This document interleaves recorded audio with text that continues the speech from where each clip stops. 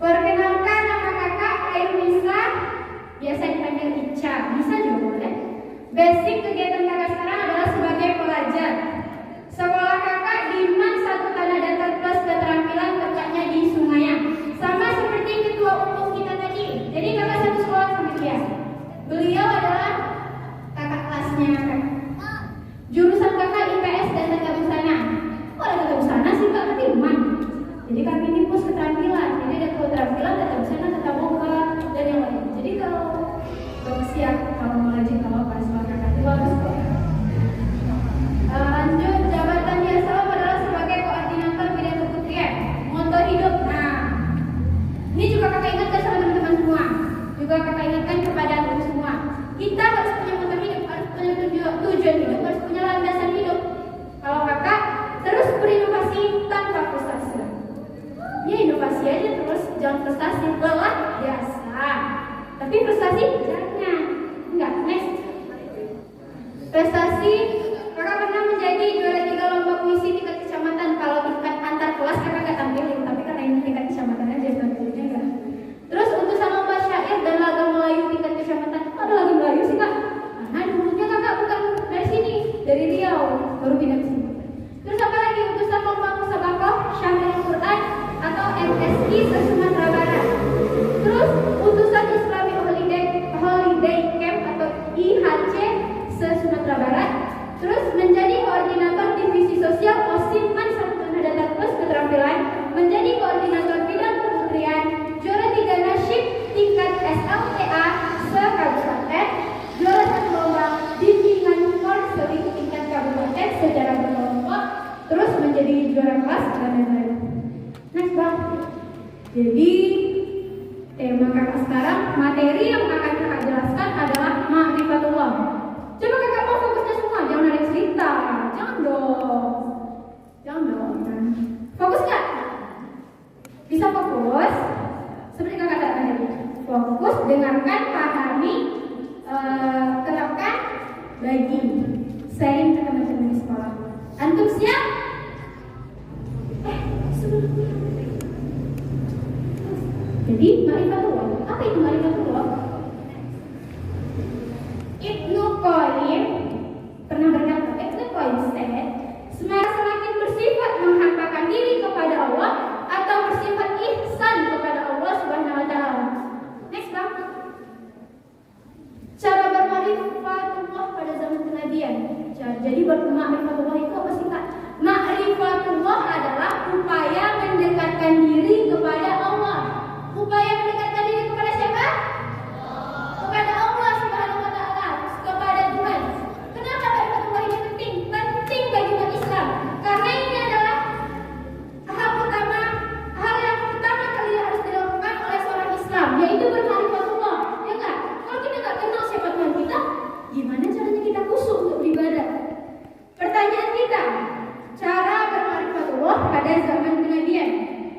Dari zaman para nabi, kemudian berlanjut ke zaman pengganti, terus ke zaman tabi'in dan ke zaman tabi'in. Cara berma'rifatullah itu sangat mudah. Bagaimana caranya? Ayo, ada yang tahu? Ada yang tahu? Ayo fokus dulu dong. Kita ngapain sih? Next. 1. Upaya berma'rifatullah pada zaman kenabian. Yang pertama adalah mendengarkan Al-Quran yang dibaca oleh Nabi Muhammad atau orang terdekat. Dengan hanya mendengarkan bacaan Al-Quran, dengan hanya menghayati bacaan Al-Quran yang dibacakan oleh Rasulullah atau para sahabat atau orang sekitar, maka kita sudah bisa menambah kemarifatan kita kepada Allah. Itu pada zaman kenabian. Bagaimana dengan zaman sekarang kak? Masih bisa kita terapkan. Ketika tadi ada keazizan, bahkan kita hayati, itu sudah bisa berma'rifatullah, udah bisa nambah kemarifatan kita kepada Allah, ya enggak? Fokus ya. Terus Al-Quran adalah pedoman umat Islam. Jadi ketika orang baca Al-Quran itu kita percaya, kita dengarkan, jangan malah cerita, ya enggak? Apalagi ngegosip. Ini siapa yang suka gosip nih? Yo. Next. Al-Quran itu adalah kebenaran pedoman umat Islam di dunia ini. Yang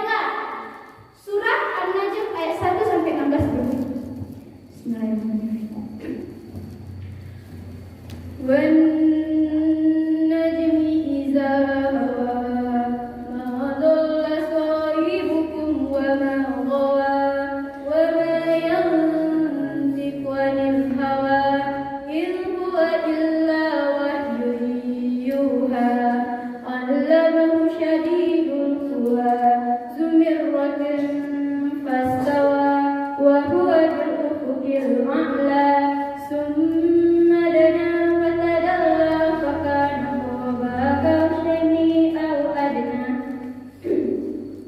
فأوحى إلى عبده ما أوحى ما كذب الفؤاد ما رأى أفتمارونه على ما يرى ولقد رآه نزلة أخرى عند سدرة المنتهى عندها جنة المأوى إذ يغشى السدرة ما يغشى صدق الله العظيم.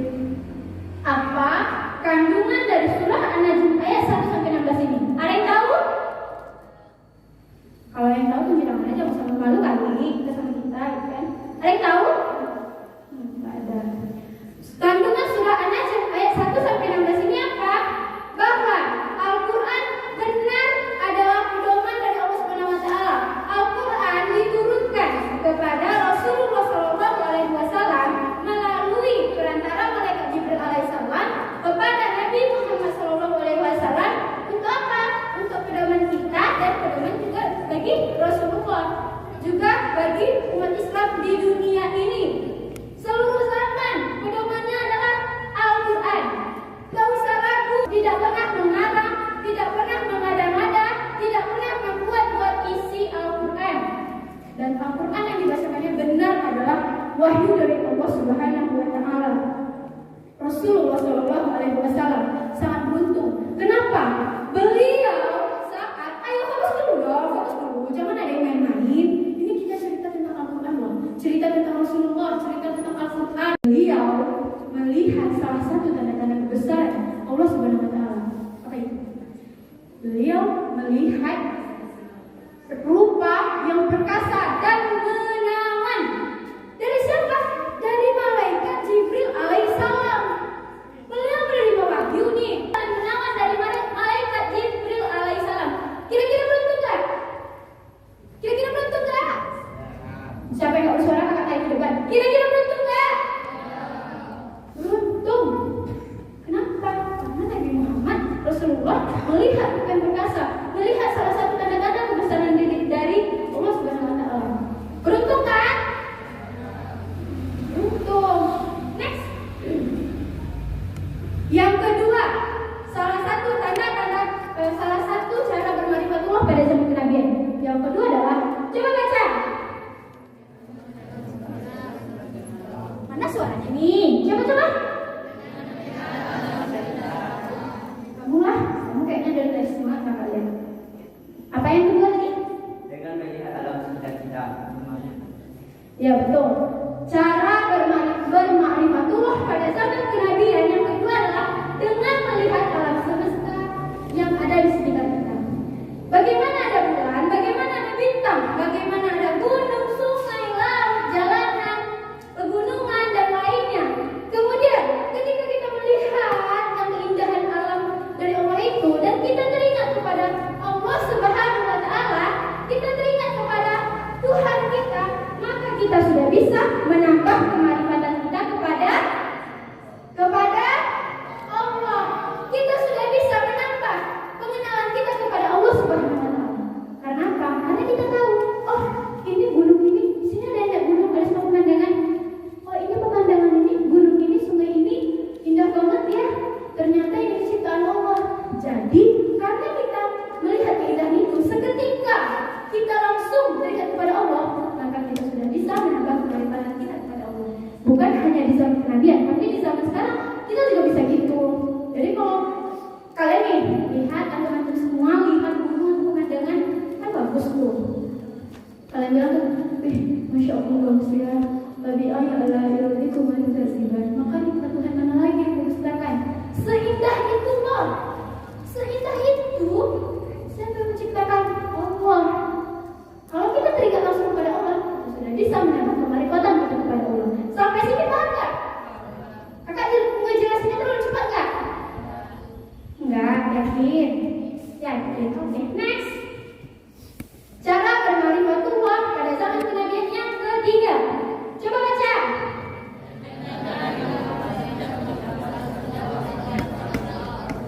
Siapa yang mau bacakan? Siapa yang mau bacakan? Cuma baca doang loh. Siapa mau? Ayo. Kalau enggak kakak tunjuk. Siapa? Ya udah kakak tunjuk aja, kakak itu yang aku. Kamu dong yang pakai masker. Kenapa? Oh, kabur. Kamu bisa? Serius? Pasti kamu sih?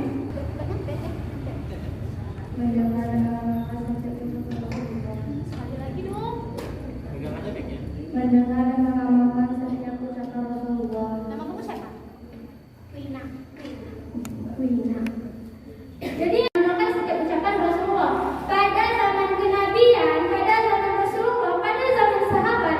Setiap ucapan, setiap perkataan yang keluar dari lidah Rasulullah SAW itu akan didengarkan secara seksama oleh orang sekitar dan para sahabat. Untuk apa sih Kak didengarin? Karena setiap ucapan Rasulullah, setiap perkataan dari Rasulullah itu adalah kebaikan, ya enggak? Yang mana kalau kita lakukan termasuk sunnah, ya enggak? Ada beberapanya dari sunnah. Contoh, masuk rumah pakai kaki kanan, itu sahabat yang menyaksikan atau sahabat yang melihat perilaku tindakan Rasulullah ketika masuk rumah. Apalagi ketika sholat berjamaah, sahabat sholat di samping Rasulullah. Kemudian dia melihat jenggotnya naik turun, bergerak. Artinya apa? Ketika beliau sholat, mulutnya bergerak. Tidak. Orang baca Al-Fatihah, imam baca Al-Fatihah, Rasulullah juga baca Al-Fatihah di dalam hati, tapi mulutnya bergerak. Jadi itu apa? Sunnah. Enggak. Melihat semua perkataan yang perbuatan oleh Rasulullah. Jadi ketika dia makan, itu akan berefek positif kepada kehidupan kita. Next. Apa sih rugi kita jika tak berma'rifatullah? Pasti ruginya sudah ada kakak tampilin. Yang pertama, jika mendapat ujian maka akan cepat frustasi. Ya enggak? Iya enggak? Yang mana sih suaranya? Iya enggak? Gini nih, pagi mau ke sekolah ternyata hujan. Hari hujan gimana sih? Ngeluh. Padahal hujan adalah nikmat dari Allah. Pakai aja mantel kali, ya enggak? Pakai mantel, walaupun pakai kalau rumahnya dekat pakai payung. Jangan ngeluh karena itu nikmat dari Allah, ya enggak? Ketika dapat ujian, ngeluh, frustasi, putus asa. Itu adalah ciri-ciri orang yang tidak berma'rifatullah, yang tidak bermakrifat kepada Allah. Ya enggak? Kedua, musyrik dan percaya akan tahayul. Tahu tahayul? Tahayul itu percaya yang musyrik dia. Gimana sih Kak? Gini, dia dapat ujian. Contoh nih, dia sakit tuh. Ibu aku sakit, tapi kok nggak sembuh-sembuh sih? Udah pergi ke dokter. Hello, kamu berharapnya ke dokter? Jangan berharap itu ke Allah. Tapi melalui perantara dokter, Allah itu memberi kesehatan, kesembuhan. Ya enggak? Ya enggak? Ya. Berharapnya juga jangan sama dokter. Ya enggak? Mesti kan percaya takhir. Enggak sembuh-sembuh nih orang tuanya. Gimana nih? Gimana nih? Ibuku gimana? Ayahku gimana? Ayahku berhenti kerja, enggak bisa ngasih aku duit, enggak bisa beli nasi kuota. Ada kayak gitu. Ada kayak gitu. Masya Allah, alhamdulillah. Orang tuanya nggak sembuh, ujung-ujungnya dia pergi ke dukun, musyrik. Kenapa? Dia percaya ke dukun. Dia percaya ke dukun itu kalau dukun itu bisa menyembuhkan penyakit orang tuanya. Itu termasuk kegiatan yang musyrik, perbuatan yang musyrik. Dan musyrik adalah kegiatan yang paling dibenci oleh Allah Subhanahu Wa Taala. Iya kan, Allah benci itu kan? Satu-satunya tempat kita berharap, satu-satunya tempat kita. Allah itu cuma mau ngasih kenikmatan, kesuksesan kepada orang yang telah berusaha lagi berdoa dan melakukannya, ya kan? Yang ketiga apa lagi? Sedikit keberkahan dalam hidup. Jadi orang yang tidak berma'rifatullah, orang yang tidak mengenal Allah, orang yang tidak mau menimba ilmunya lebih dalam lagi untuk Allah Subhanahu Wa Taala, ia hidupnya akan mendapatkan sedikit keberkahan. Jadi teman-teman semuanya, antum semua kesini untuk menimba ilmu keagamaan, maka sudah bisa menambah kemarifatan kita kepada Allah dan menambah sedikit keberkahan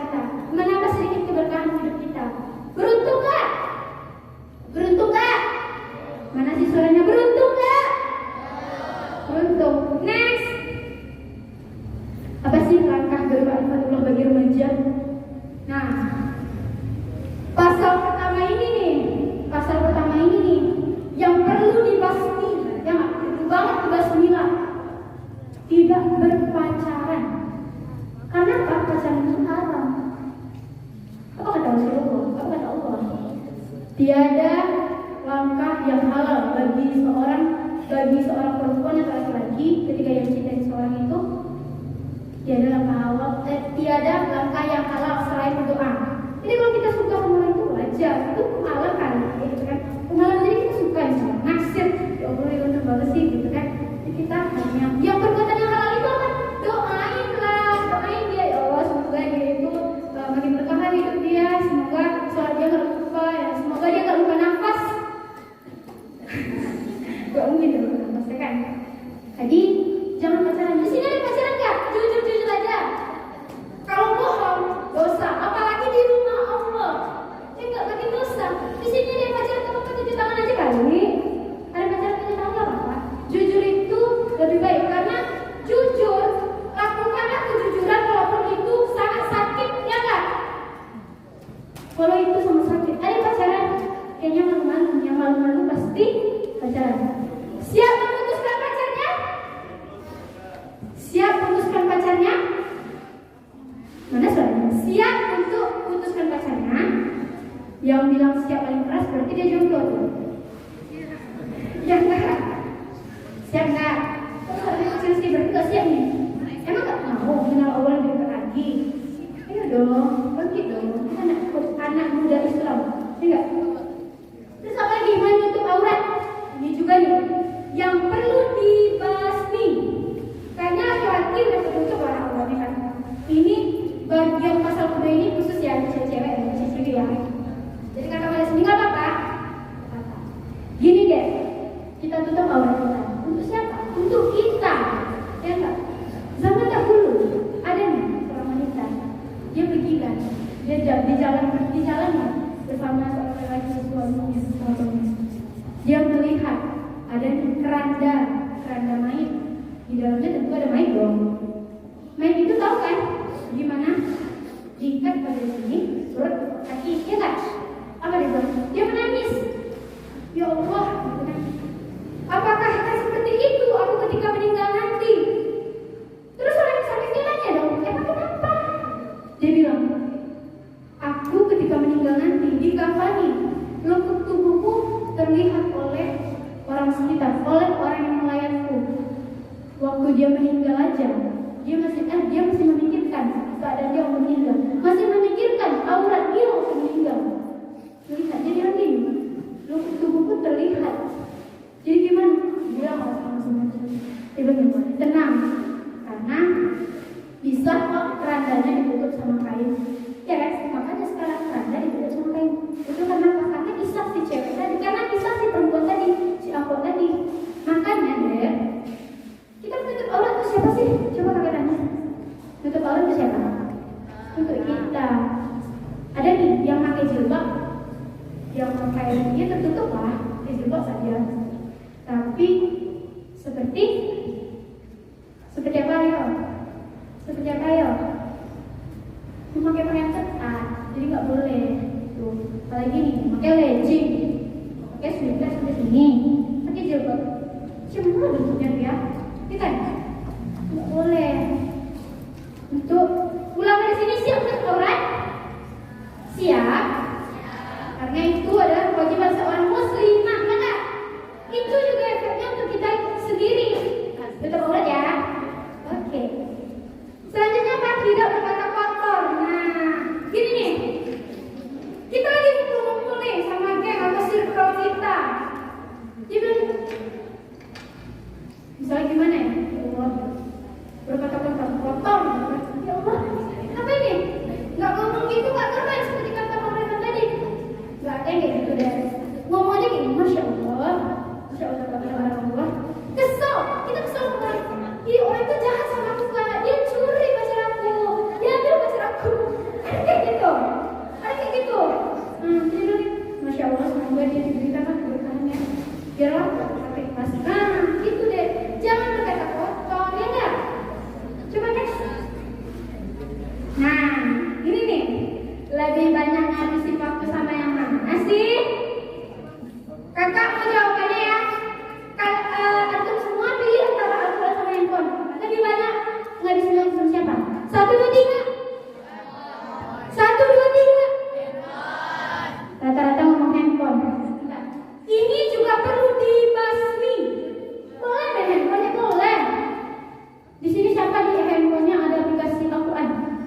semuanya? Masya Allah, alhamdulillah, ternyata masih banyak ya Ustazah. Takbir, takbir. Buat yang belum ada aplikasi Al-Quran di handphonenya, download langsung nanti ya. Untuk apa Kak? Minimal ngingatin sholat, apa itu? Aktifkan lagu azan di setiap waktu sholat. Siap? Itu untuk siapa sih Kak? Untuk diri kita sendiri. Iya enggak? Itu juga cara. Nah, inilah perkembangan iptek yang sangat ditunggu oleh ulama-ulama. Adanya aplikasi itu.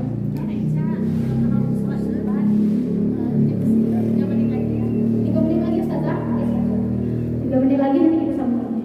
Nah, ini yang paling dibahas nih. Jadi ada semua perkembangan iptek yang paling didukung oleh ulama dan orang tua malahan adalah aplikasi Al-Quran. Ya enggak? Jadi terus kita download deh. Untuk apa sih? Untuk diri kita juga, untuk diri kita sendiri. Kita nge-game nih, nge-game. Ternyata ada notif azan. Mau ditinggalin gimana? Nanti AFK? Enggak. Ya udah taruh aja handphonenya. Taruh sholat. Ini juga bukan kakak menasehati, tapi ini juga untuk kita semua. Kakak juga termasuk ini. Orang tua kakak, kalau udah kakak pulang sekolah main HP, dia marah. Ngapain kamu main HP? Udah makan dulu lah. Soalnya sholat kan di sekolah. Makan dulu lah, makan kamu kayak gitu. Malah nih, kalau kakak gak memegang buku, jangan tanya lagi. Subuh, kalau kakak belum bangun di jam azan, mama kakak gak akan berhenti bangunin. Kalau bisa, bangun Cak. Dalam keadaan tidur, ditarik tangan kakak sampai duduk. Nah gitu loh. Itu untuk siapa deh? Kita juga.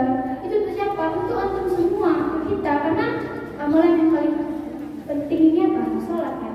Ya, sholat. Jadi masih ada slide-nya. Next lah. Kalimat mas. Nah, begini. Ini nih untuk kita semua nih. Untuk antum semua, untuk panitia, untuk ustazah dan ibu-ibu pembina. Ada satu kalimat mas yang kita membacanya nggak perlu waktu panjang, ya nggak hanya beberapa detik, tapi amalannya, pahalanya sangat besar, lebih berat dari gunung Uhud. Kita dapat pahalanya. Kira-kira kalau kita baca ini beruntung nggak? Nah, apa itu bacanya? Subhanallahi wa bihamdihi subhanallahil azim. Barusan kakak baca nggak? Sampai 1 menit. Tapi amalannya, pahalanya bukan main, bukan kaleng-kaleng, enggak. Lebih berat pahalanya dari gunung Uhud. Apa tadi bacanya?